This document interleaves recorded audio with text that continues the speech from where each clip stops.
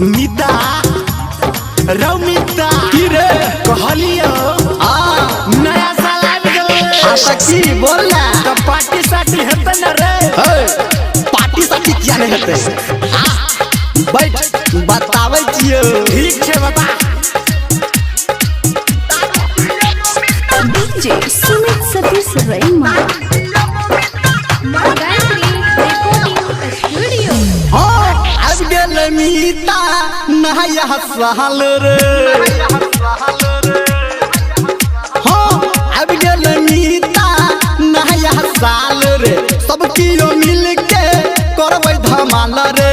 करबो हम पार्टी अपना कोटा से डीजे बजा के मुर्गा कटा के दारू पिएबो तोरा लोटा से मुर्गा कटा के डीजे बजा के दारू पिएबो तोरा लोटा से मुर्गा कटा के डीजे बजा के दारू पिएबो मीठा लोटा से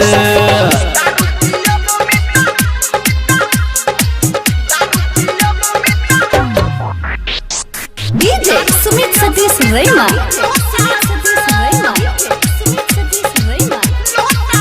अभी आप सुन रहे हैं सावरिया music.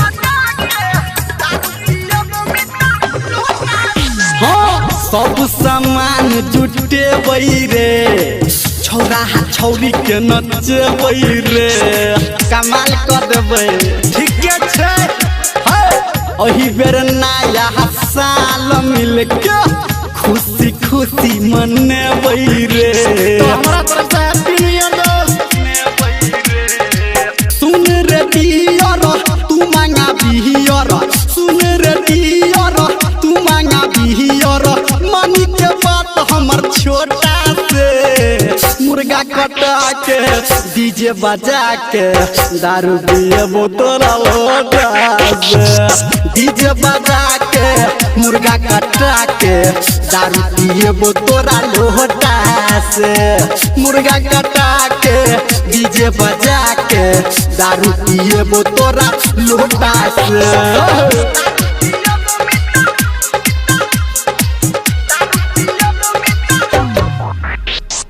DJ Sumit Satish रैमा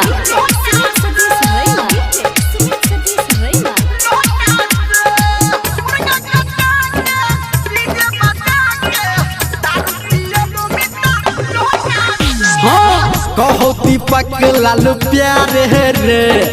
beer में दारू ढारे रे मिला मिला के पीबै हां त निकुआ के एक टैक्स से ज्यादा नहीं राइटर अंकित कहै छौ सबके अपन आँख मारे रे बरगदियल छै छौरा धर्मेंद्र नीर मलिया कहो संजय गौतम तोरा कहो मुर्गा फ्राई करो टोटा से डीजे बजा के मुर्गा कटा के दारू पिएबो तोरा लोटा से मुर्गा कटा के डीजे बजा के दारू पिएबो तोरा लोटा से मुर्गा कटा के डीजे बजा के दारू पिएबो मीठा लोटा से रे